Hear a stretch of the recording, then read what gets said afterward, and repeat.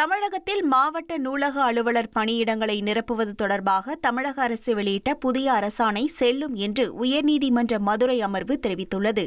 தமிழக அரசின் புதிய அரசாணையில் 25% பணியிடங்கள் தமிழ்நாடு அரசு பணியாளர் தேர்வாணையம் மூலம் நேரடியாக நிரப்பப்படும் என்றும், மீதமுள்ள இடங்கள் நூலகத்துறையில் பணியாற்றும் முதல்நிலை நூலகர்கள் அல்லது அண்ணா நூற்றாண்டு நூலகம் மற்றும் கலைஞர் நூற்றாண்டு நூலகத்தில் பணியாற்றும் அலுவலர்களை கொண்டு நிரப்பப்படும் என தெரிவிக்கப்பட்டிருந்தது. இந்த அரசாணையை எதிர்த்து உமா மகேஷ் என்பவர் தாக்கல் செய்த மனு உயர்நீதிமன்ற மதுரை அமர்வில் நீதிபதிகள் ஜி. ஜெயச்சந்திரன், கே. ராமகிருஷ்ணன் அமர்வு முன் விசாரணைக்கு வந்தது.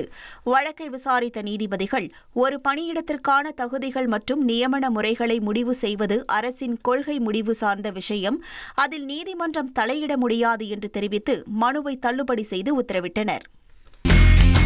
இனி செல்லும் இடமெல்லாம் செய்தி.